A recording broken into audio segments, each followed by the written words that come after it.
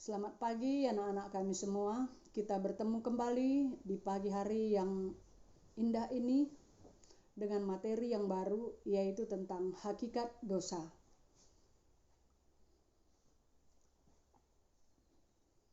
Apa itu dosa? Menurut Kamus Besar Bahasa Indonesia, dosa adalah perbuatan yang melanggar hukum Taurat atau norma-norma agama. Dalam kitab Perjanjian Lama, dosa dalam bahasa Ibrani yaitu kata, awod, pesiara.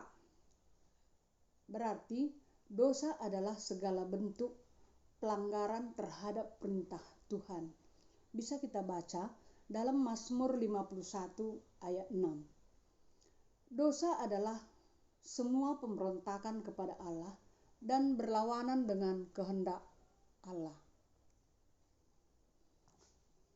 Dalam kitab Perjanjian Baru, kata dosa memakai beberapa kata Yunani di bawah ini.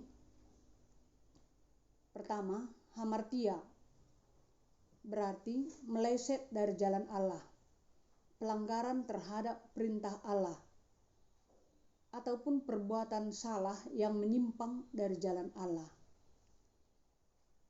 Yang kedua, anomia,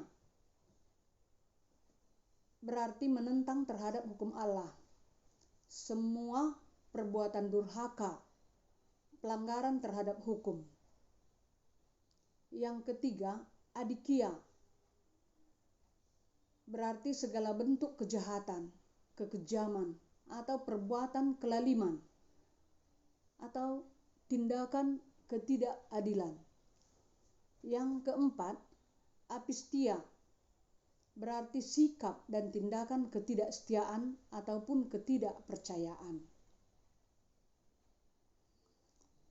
Berdasarkan beberapa pengertian tersebut, maka dapat disimpulkan dosa adalah kegagalan, kekeliruan, atau kesalahan, kejahatan, pelanggaran, tidak mentaati hukum, kelaliman atau ketidakadilan.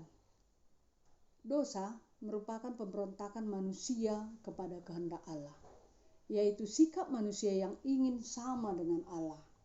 Contohnya adalah sifat yang mementingkan diri sendiri.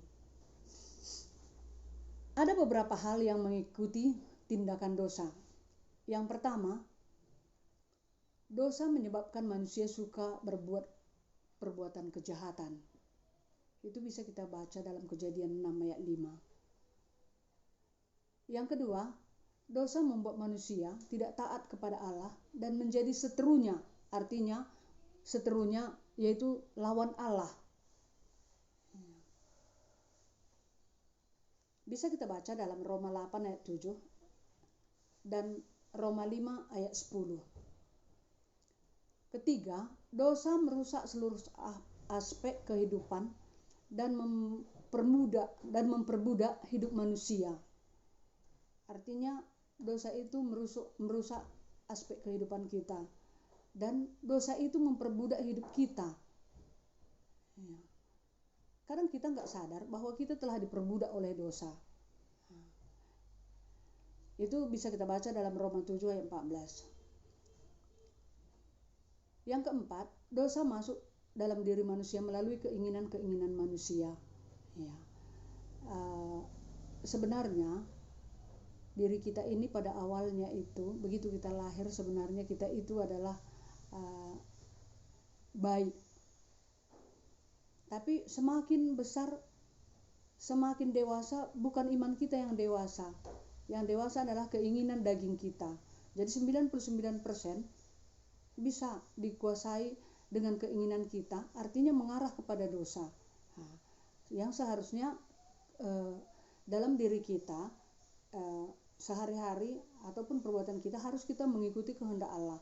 Tapi kita mengikuti keinginan kita, sementara dalam diri kita ini sudah dikuasai dengan keinginan-keinginan dunia. Makanya kadang 99%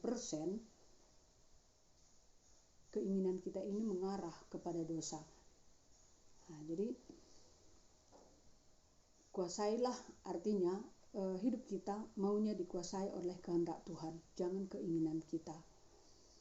Yang kelima, yaitu dosa menyebabkan manusia menjadi egois, menginginkan kesenangan diri sendiri tanpa memperhatikan sesamanya dan Allah. Seringkali dengan keegoisan kita tidak memikirkan orang lain. Ternyata dengan keegoisan kita itu sudah artinya menghancurkan orang lain. Ya, akibat perbuatan kita. Nah, tapi karena kepentingan pribadi kita tidak memikirkan itu.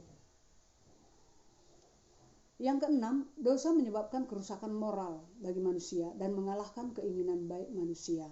Seperti yang kami katakan tadi, manusia itu begitu lahir, itu tak ada dosa, tak bernoda. Tapi semakin besar, semakin tahu dia berpikir, semakin rusak moral. Dan dosa itu mengalahkan keinginan baik kita. Yang awalnya kita baik, akhirnya dikuasai oleh dosa, kalah keinginan baik kita dengan dosa yang kita perbuat. Bisa kita baca dalam Kejadian 2 ayat 15 sampai 17.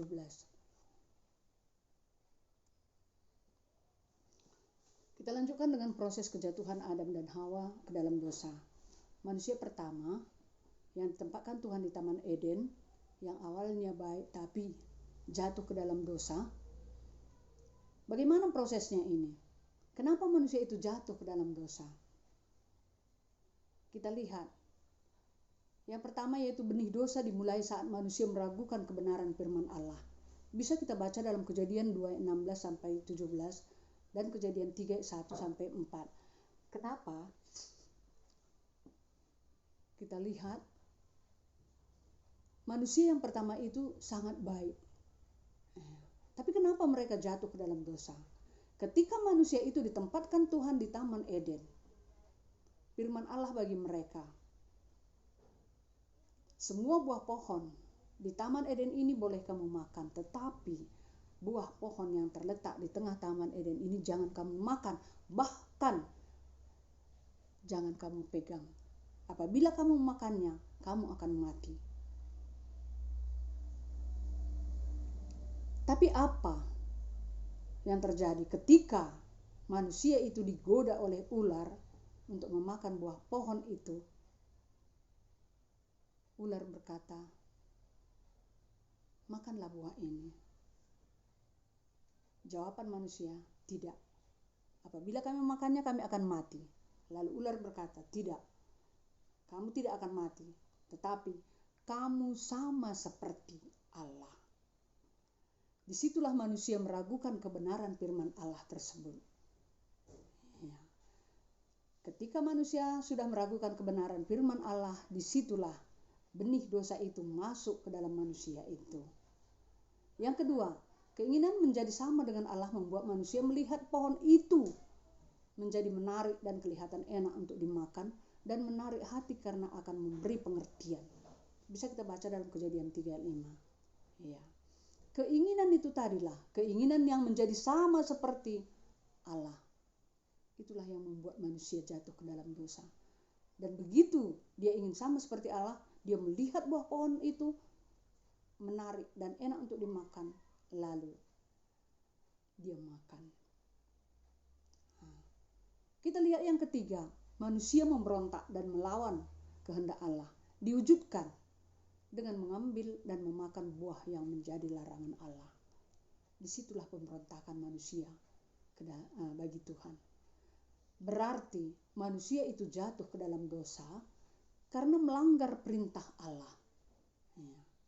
Apa yang sudah diperintahkan oleh Tuhan dilanggar oleh manusia. Dia memberontak dengan mewujudkannya di dalam mengambil buah larangan tersebut dan memakannya.